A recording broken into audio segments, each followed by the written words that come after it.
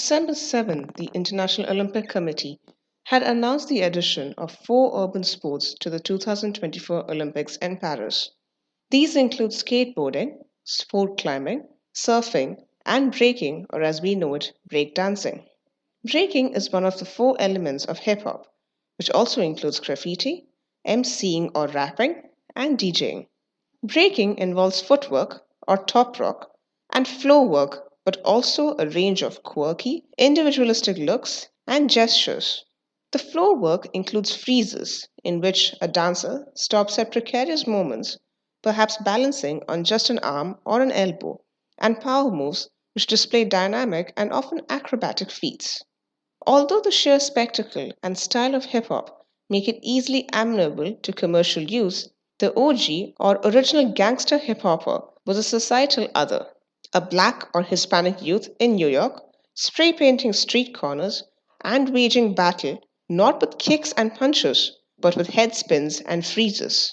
Breaking had already arrived in Canada, Europe, and Japan. By the mid 80s, had its own version of the hip hop dance video with a boogieing, flaring, backspinning Govinda, starring in the 1986 film Ilzam with the hit number I Am a Street Dancer. If hip hop had appeared on the big screen, it was because it already thrived in the gullies and street corners of urban India. Bengaluru was among the first Indian cities to be receptive to the art form. Although hip hop dancers were around even in the early 2000s, a culture of breaking only began to emerge after 2008. While hip hop artists in India, such as Sumit Samos and MC Kush, rap about caste and state violence, many breakers allow homegrown cultural motifs to inform their style, particularly when taunting an opponent in a battle. For instance, some throw in flashes of Bollywood, yoga, or Bharatnatyam. But how on earth can this be called a sport? Johanna Rodriguez, also known as B Girl Jo, is a breaker and a certified yoga practitioner. She says, it's hard for people to understand how this is an art or how it's a sport, but it can be many things. It's very sport like. It's so athletic, it takes a high level of fitness and discipline, quite similar to the training of an athlete. Likith Achaya, also known as B-Boy Achaya, along with Nasser Al-Azeh, also known as B-Boy Nas, co-founded Bengaluru's most prominent breaking cruise, Black Ice, in 2008.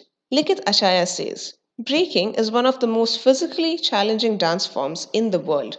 It's not something you see and get right on the first try. Just like any sport, it takes a lot of practice, dedication, and focus.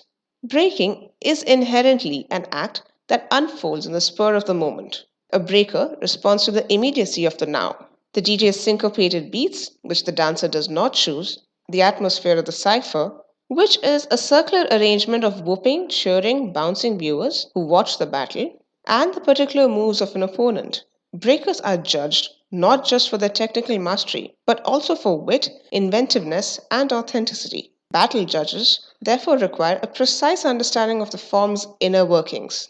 The 2024 Olympics will use the Trivium judging system, which will consider technique, variety, performativity, musicality, creativity, and personality on a continuous scale. Unlike gymnastics and figure skating, participants do not receive points for specific moves. A technically sound breaker may lose out in areas of creativity or personality. But how will the participants fund themselves for competitions? Al Azez says, sponsorship is still a huge problem because most people still don't understand what this is. Continuous funding, however, is still hard to come by, and competitions require participants to pay a registration fee in the range of 500 rupees to 1000 rupees per battle category.